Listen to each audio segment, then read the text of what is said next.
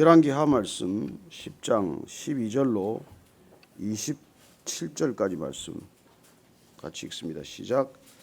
예후가 일어나서 사마리아로 가더니 도중에 목자가 양털 깎는 집에 이르러 예후가 유다의 왕 아하시아의 형제들을 만나 묻되 너희는 누구냐 하니 대답하되 우리는 아하시아의 형제라. 이제 왕자들과 태호의 아들들에게 문하나로 내려가노라 하는지라. 이르되 사로잡으라 하매 곧 사로잡아 목자가 양털 깎는 집 웅덩이 곁에서 죽이니 42명이 하나도 남지 아니하였더라. 예후가 거기에서 떠나가다가 자기를 맞이하러 오는 레갑의 아들 여호나답을 만난지라. 그의 안부를 묻고 그에게 이르되 내 마음이 네 마음을 향하여 진실함과 같이 내 마음도 진실하냐 하니 여호나답이 대답하되 그러하니이다. 이르되 그러면 나와 손을 잡자. 손을 잡으니 예후가 끌어 병거에 올리며 이르되 나와 함께 가서 여호와를 위한 나의 열심을 보라 하고 이에 자기 병거에 태우고 사마리아에 이르러 거기에 남아있는 바 아합에게 속한 자들을 죽여 진멸하였으니 여호와께서 엘리야에게 이르신 말씀과 같이 되었더라. 예후가 뭇 백성을 모으고 그들에게 이르되 아합은 바알을 조금 섬겼으나 예후는 많이 섬기리라. 그러므로 내가 이제 큰 제사를 바알에게 드리고자 하노니 바알의 모든 선지자와 모든 섬기는 자와 모든 제사장들을 한 사람도 빠뜨리지 말고 불러 내게로 나오게 하라. 모든 오지 아니하는 자는 살려두지 아니하리라 하니 이는 예후가 바알 섬기는 자를 멸하려 하여 계책을 씁니다. 예후가 바알을 위하는 대회를 거룩히 열라 하며 드디어 공포되었더라. 예후가 온 이스라엘에 사람을 두루 보냈더니 바알을 섬기는 모든 사람이 하나도 빠진 자가 없이 다 이르렀고 무리가 바알의 산당에 들어가매 바알의 신당 이쪽에서부터 저쪽까지 가득하였더라. 예후가 예복 맡은 자에게 이르되 예복을 내다가 바알을 섬기는 모든 자에게 주라 하며 그들에게로 예복을 가져온지라. 예후가 레갑의 아들 여호나답과 더불어 바알의 신당에 들어가서 바알을 섬기는 자들에게 이르되 너희는 살펴보아 바알을 섬기는 자들만 여기 있게 하고 여호와의 종은 하나도 여기 너희 중에 있지 못하게 하라 하고 무리가 번제와 다른 제사를 드리려고 들어간 때에 예후가 80명을 밖에 두며 이르되 내가 너희 손에 넘겨주는 사람을 한 사람이라도 도망하게 하는 자는 자기의 생명으로 그 사람의 생명을 대신하리라 하니라. 번제 드리기를 다하며 예후가 호위병과 지휘관들에게 이르되 들어가서 한 사람도 나가지 못하게 하고 죽이라 하며 호위병과 지휘관들이 칼로 그들을 죽여 밖에 던지고 바알의 신당 있는 성으로 가서 바알의 신당에서 목상들을 가져다가 불사르고 바알의 목상을 헐며 바알의 신당을 헐어서 변소를 만들었더니 오늘까지 이르니라. 아멘. 예후가 정말 담대하게 또 그리고 신속하게 정광석화처럼 정권을 장악하는 모습, 왕권을 장악하는 모습을 보게 됩니다. 굉장히 치밀하고 또 주도 면밀하고 또 계책이 많아요. 그렇게 그는 어떻게 보면 하나님의 이 아합 집안에 대한 심판을 행하시기 위해서 쓰기에 가장 적절한 사람이었겠죠. 하나님께서 심판하기에 앞서서 예후 같은 사람도 준비를 하셨다는 것입니다. 우리는 저 사람이 왜 저 자리에 있는지 잘 몰라요. 우리는 저 사람이 어떻게 해서 저기까지 갔는지 잘 모릅니다. 우리는 모든 걸 다 알지 못해요. 속단해서는 안 됩니다. 하나님께서는 그러나 계획이 있으시고 또 그 계획에 가장 적절한 사람을 늘 준비하고 계신다는 것입니다. 예후가 어떻게 성장했는지, 예후가 어떤 집안에서 어떤 교육을 받고 자랐는지 우리는 자세히 알 수 없지만 어쩌면 그는 일평생 동안 하나님께서 이 예후를 들어서 아합 집안을 심판하기 위해서 그는 그 나름대로 준비된 사람이라고 하는 것입니다. 저는 여러분들이 언젠가 하나님의 쓰이기 위해서 늘 준비될 수 있게 되기를 바랍니다. 그래요. 아침마다 이렇게 여러분들이 예배 자리를 지키는 것도 말씀을 읽는 것도 내가 어디에 어떻게 쓰일지 다 알 수는 없으되 하나님께서 반드시 저와 여러분을 쓰실 계획이 있다는 것입니다. 나를 내어드리기만 하면 내가 말씀에 붙들리기만 하면 그렇게 쓰일 때가 온다는 것입니다. 지금 어떻게 이렇게 담대한 일을 행할 수가 있을까요? 여러분 사람 죽이는 게 그렇게 말처럼 쉽지 않습니다. 웬만한 믿음 가지고 사람을 그렇게 해친다는 게 쉬운 일이 아니에요. 그러나 그는 보면은 뭐 요람 왕이건 아시아 왕이건 이세벨이건 두려움 없이 사람을 처단해 나가는 것을 봅니다. 왜일까요? 왜 그렇게 담대하게 일을 진행할 수 있습니까? 자기의 소신이나 자기의 용기 가지고는 사실 감당하기 어려운 일들이에요. 그는 어쨌건 엘리야와 엘리사를 통해서 하나님의 뜻이 여기 있다. 하나님께서 반드시 아합 집안을 심판하신다. 그리고 아합 집안을 예후를 통해서 심판하신다는 믿음이 있고 그 말씀을 들었기 때문이에요. 그러나 어쨌든 젊은 선지자가 왔을 때 그에게 기름 부어서 하나님께서 너를 왕으로 세우신다고 하는 말씀을 들었고, 그는 하나님의 말씀에 따라 하나님의 손에 붙들려서 하나님의 계획을 내가 실천해 가고 있다고 하는 그런 믿음 때문에 이런 엄청난 일을 저지르는 거예요. 오늘 보면은 이 예후가 누구를 죽이는지 또 한번 보십시오. 지금 이제 12절 13절 한번 말씀 보겠습니다. 다시 시작. 예후가 일어나서 사마리아로 가더니 도중에 목자가 양털 깎는 집에 이르러 예후가 유다의 왕 아하시아의 형제들을 만나 묻되 너희는 누구냐 하니 대답하되 우리는 아하시아의 형제라. 이제 왕자들과 태호의 아들들에게 문안하러 내려가노니 하는지라. 여러분 오늘 보면 말이죠. 이 사람 남유다의 아하시아 왕의 이 형제들이라고 되어 있습니다. 어쨌건 북이스라엘 사람들이 아니에요.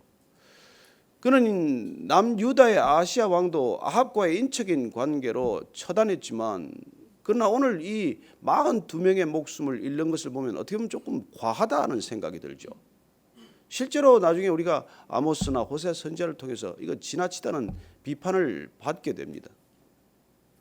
그러나 그는 지금 아합 집안을 멸절시킨다라고 하는 뚜렷한 목표, 그리고 본인이 하나님의 말씀에 붙들렸다고 하는 굳은 믿음 때문에 사람을 거칠 바 없이 처단하는 모습을 보게 되죠. 42명은 신분을 밝혔다가 사실 목숨을 잃게 됩니다. 내가 누구인지를 밝혔을 때 그 당시 이 오늘 목숨을 잃기까지 이 사람들은 누구한테서도 핍박을 받은 일이 없을 거예요. 내가 누구라는 신분을 밝혀서 이때까지 불이익을 받은 적이 없습니다.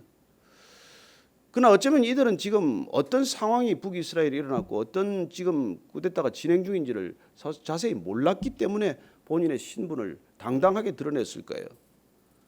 그러나 평소처럼 그렇게 자기 신분을 당당하게 떳떳하게 드러냈지만 여러분 상황이 이렇게 급변하면 내 신분을 그렇게 드러내는 것들이 불이익이 될 수 있고 어떤 때는 이렇게 목숨을 잃을 수도 있다는 거예요. 내가 누구인지를 밝히는 자리가 어떤 자리냐에 따라서는 대접을 받을 수도 있고 목숨을 잃을 수도 있다는 것입니다. 그래서 우리는 사실 이 세상을 살면서 상황이 어떻게 변하는지에 대해서 면밀히 우리가 관찰하고 있어야 돼요. 왜 신문 봅니까? 왜 우리가 언론을 보고 있습니까? 왜 미디어에 우리가 그렇게 믿을 바도 못 되는 그 미디어에 우리가 주목을 합니까?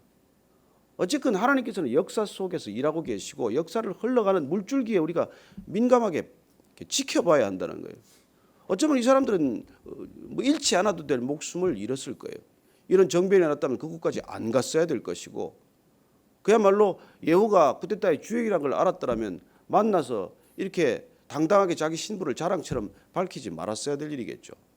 어쨌든 그들은 신분을 그대로 밝혔던 것 때문에 목숨을 잃는 어이없는 일을 겪게 됩니다. 어쩌면 저는 이 예후가 아합의 집안을 심판하면서 본인이 이미 사람들을 살해하는 데 대한 어쩌면 하이퍼 상태로 갔을지도 모르는 일이죠.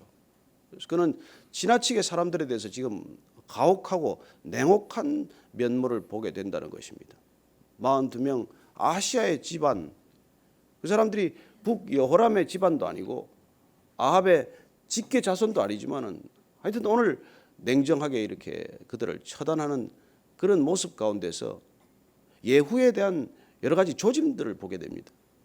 비록 정광석화처럼 움직이는 결단이 있지만 그의 마음 가운데는 굉장히 냉혹함이 있다는 것이죠. 그래서 여러분들 우리가 사실 이런 차갑고 냉혹한 사람들 옆에 있다 보면은 어이없는 변을 당하게 되는 것이죠. 오늘 그런데 그는 어쩌면 이 일을 진행하면서 가장 아쉬운 것, 지금 단 하나 가장 필요한 게 있어요. 그건 누구냐면은 내가 내 진심을 털어놓을 만한 사람이에요. 내가 이 일을 진행하면서 어떻게 보면은 하나님께서 내게 붙여주셨다는 사람이 필요할 때입니다. 그는 지금 이걸 독단적으로 좀 진행하고 있지만, 그러나 여러분 이런 엄청난 일을 진행해 나갈 때 누군가 내게 더 확신을 줄 수 있고 누군가 일을 의논할 수 있고 누군가 그 일에 대한 믿음을 더할 수 있다면 더할 나위 없겠죠. 그때 하나님께서 그에게 사람을 하나 보냈는데 그게 오늘 나오는 레갑 집안의 아들이라고 하는 여호나답, 줄여서 요나답이라고 하는 사람이 뜻밖의 등장을 하게 됩니다. 그는 갠 사람이에요. 오늘 그 사람을 한번 우리가 같이 보도록 하겠습니다. 자, 15절 말씀입니다. 시작. 예후가 거기에서 떠나가다가 자기를 맞이하러 오는 레갑의 아들 여호나답을 만난지라 그의 안부를 묻고 그에게 이르되 내 마음이 내 마음을 향하여 진실함과 같이 내 마음도 진실하냐 하니 여호나답이 대답하되 그러하니이다. 이르되 그러면 나와 손을 잡자. 손을 잡으니 예후가 끌어 병거에 올리며, 자 여기까지. 오늘 이 사람 어쩌면 본인이 여호나답을 찾으러 간 게 아니에요. 여호나답이 제 발로 스스로 걸어 들어온 것입니다. 왜요? 여호나답은 왜 들어왔을까요? 아합 집안에 대한 하나님의 심판이 시작되었고 그 일을 지금 선봉에 서서 맡고 있는 이 예후가 하나님의 뜻에 합당한 사람이라는 믿음 때문에 찾아온 거예요. 그래서 오늘 뜻밖의 이 레갑의 아들 여호나답과 예후가 손을 잡는 모습을 보게 됩니다. 어쨌건 이 예후로서는 천군만마를 얻은 셈일 거예요.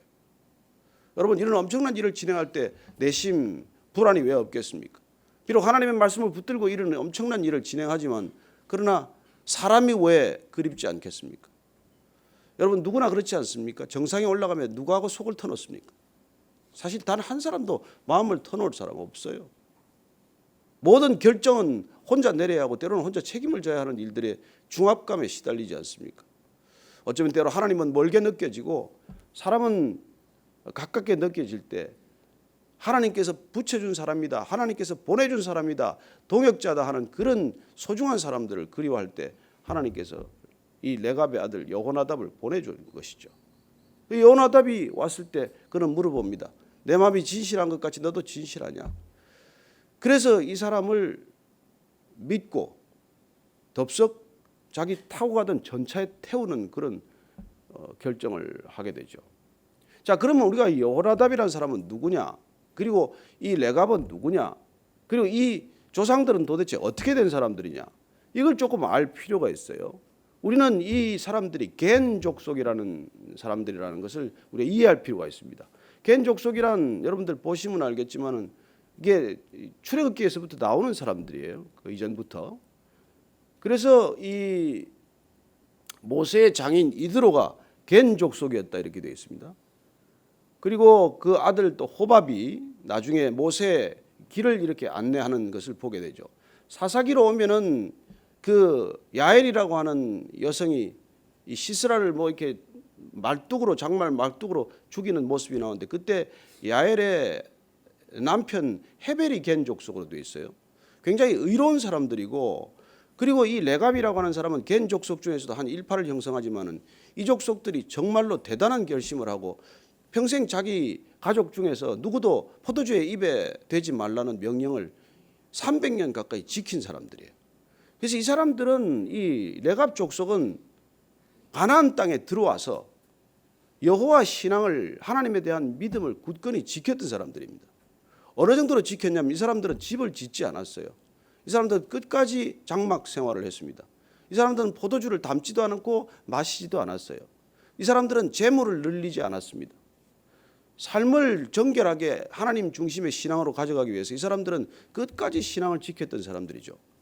그렇게 살아가는 삶의 모습을 보고 이스라엘 백성들이 때로는 경멸했을 수도 있고 때로는 핍박했을 수도 있겠지만 이 사람들의 삶에 대한 대단한 경외심을 가졌을 것입니다. 아마 경탄했겠죠. 어떻게 저들은 저렇게 살 수 있나?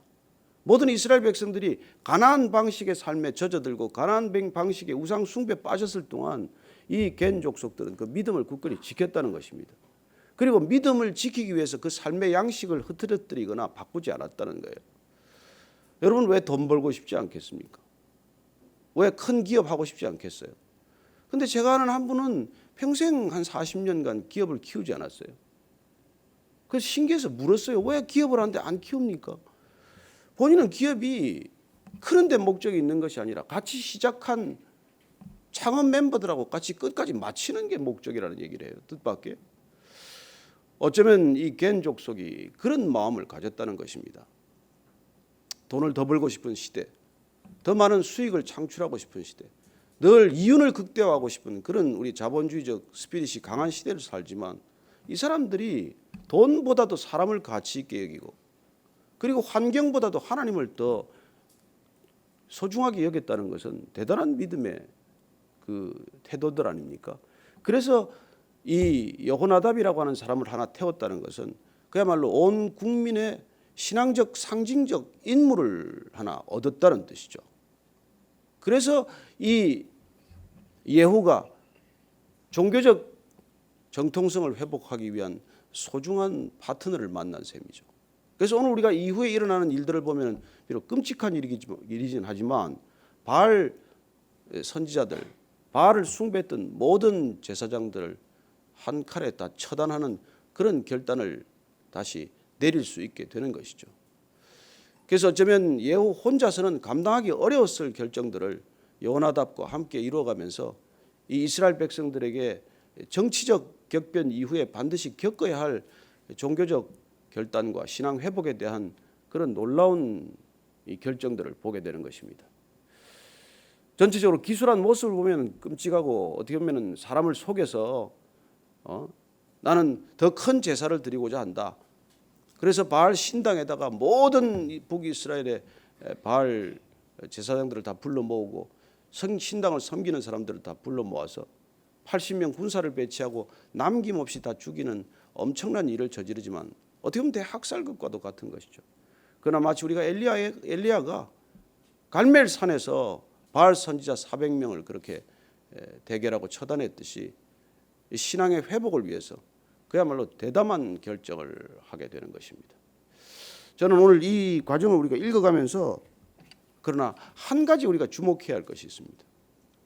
볼 때는 겉으로 드러난 건 보면 어떻게 보면 완벽한 종교개혁을 위해서 그는 온갖 그야말로 머리를 짜낼 수 있는 걸 다 짜내고 할 수 있는 모든 일을 다 지금 이루어가는 것을 보게 됩니다. 그렇지만은 거기에 우리가 함정이 있다는 것이죠. 16절 말씀 한번 보겠습니다. 시작.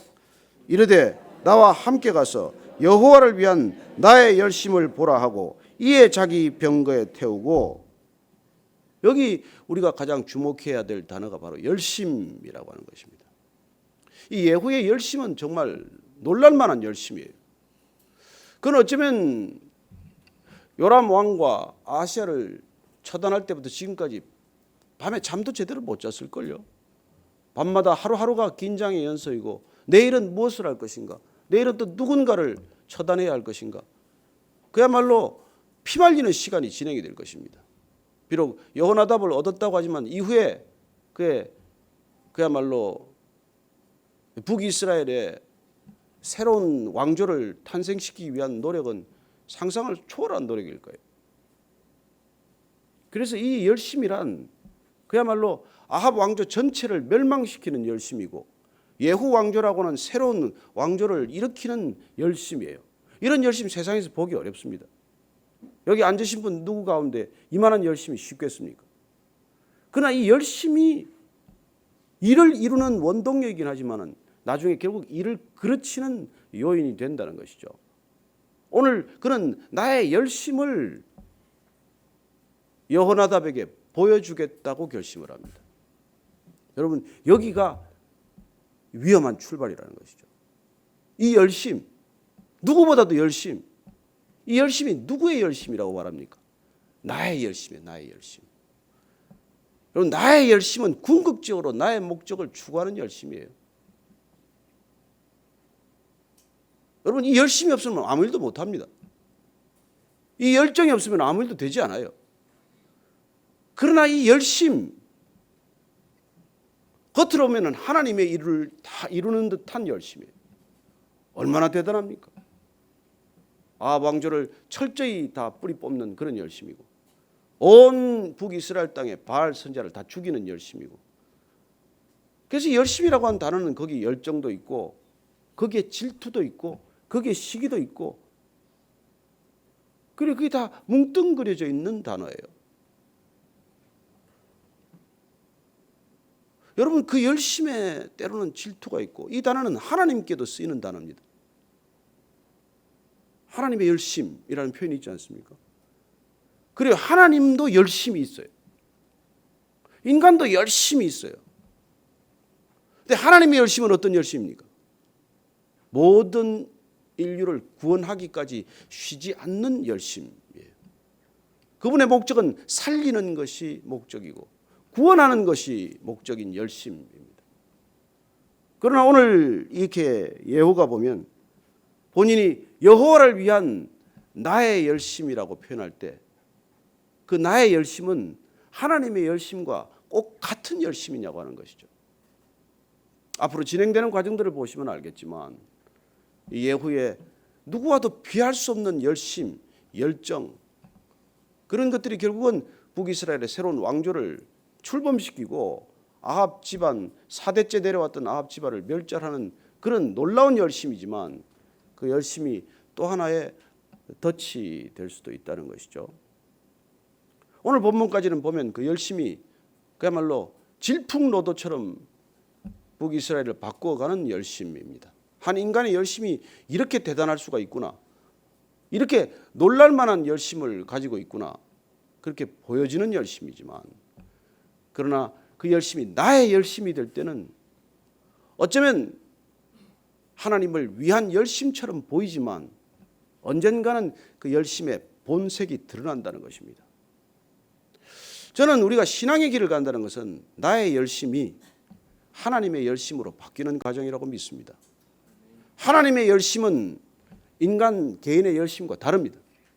나의 열심과 하나님의 열심은 본질이 달라요. 나의 열심은 목적이 달성되면 그 열심이 사그러들기 시작합니다. 나의 열심은 내가 뜻하는 바가 이루어지고, 그리고 내가 목적이 달성되었다고 믿는 순간부터 타락의 글로 이끄는 열심입니다. 그러나 하나님의 열심은 멈추지 않습니다. 하나님의 열심은 마치 모세가 보았던 떨기나무의 불과 같은 열심이에요. 그 불은 꺼지지 않는 열심이에요. 그건 영원에서 영원까지 타오르는 불길이고, 그는 사람들을 해치지 않는 열심입니다. 떨기나무가 불에 붙었지만 떨기나무가 타지 않는 불길처럼 하나님의 열심은 사람을 태우지 않아요. 끝내 사람을 살리는 데 이르게 될 것입니다. 저는 하나님께서 인간의 열심을 쓰고 계신다고 믿습니다. 그러나 하나님께서는 때가 되면 하나님의 사람으로 빚어갈 때 그 인간의 욕심과 인간의 질투심과 인간의 시기심에서 비롯된 그 열심을 점점점 하나님께서 긍휼한 마음으로 덮어주셔서, 은혜와 사랑으로 덮어주셔서 그 열심이 하나님의 열심으로 바꿔 가신다는 것입니다. 저는 여러분들이 열심에서 출발하게 되기를 바랍니다.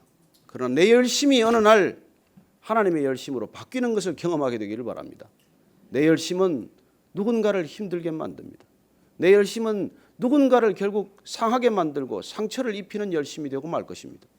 그러나 하나님의 열심은 결코 드러나지 않아서 갈수록 더욱더 겸손한 열심이 될 것이고, 궁극적으로는 하나님께 영광이 되는 끝까지 하나님 손에 붙들린 열심이 될 것입니다. 저는 오늘 이토록 놀라운 우리가 예후의 열심을 보면서 우리 자신은 왜 열심인가? 오늘 이 아침에 다시 한번 깊이 묵상하는 아침이 되기를 바랍니다. 나는 왜 이 일에 열심인가? 나는 왜 이 생각에 그토록 열심인가? 무엇 때문에 열심인가?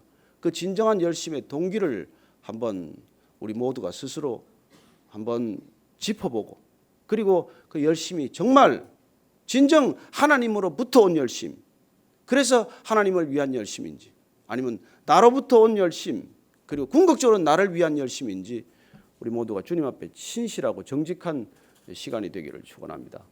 같이 한번 기도할 때, 주님, 제 마음의 열심을 주님의 열심으로 바꿔주시고, 여전히 내 안에 해결되지 않은 시기가 있고 질투가 있다면 주님, 이 열심이 질투가 되지 않게 하시고 시기가 되지 않게 하시고 남을 해치거나 상하거나 음해하는 것 되지 않게 하여 주옵소서. 그렇게 한번 우리 자신을 위해서 한번 기도하십시다.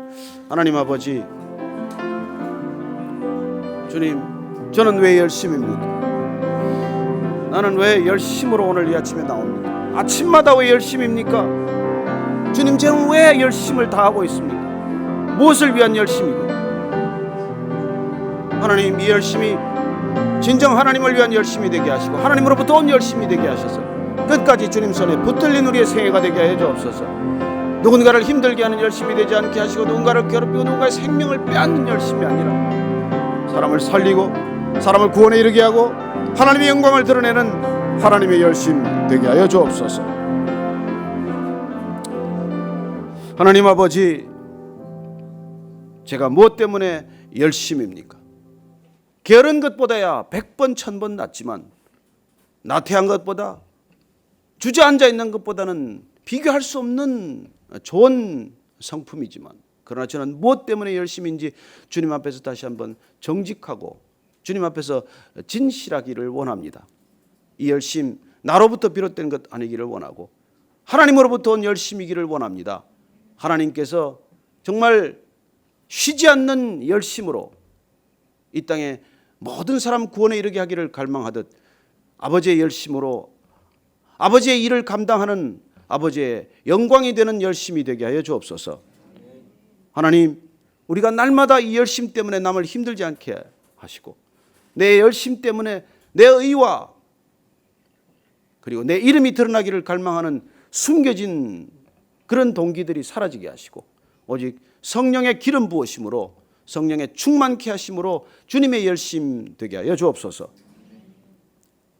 이제는 십자가에서 아버지의 열심을 다 쏟아부으신 우리 구주 예수 그리스도의 은혜와 그리스도의 열심을 따라 올 때 비로소 하나님 나라 맞아주시는 아버지의 크신 사랑과 날마다 내 열심을 하나님의 열심으로 내 의를 하나님의 의로 바꿔주시는 성령님의 인도하심이 예후처럼 모든 열심을 다해 하나님의 일을 감당하고 있지만 그러나 그 속에 있는 한 가지 해결되지 않는 자기 열심, 그 열심을 버리고 오직 모든 우리의 마음과 중심을 하나님의 열심으로 채우고자 하는 진정한 믿음의 사람들 위해 지금부터 영원까지 함께 하시기를 축원하옵나이다.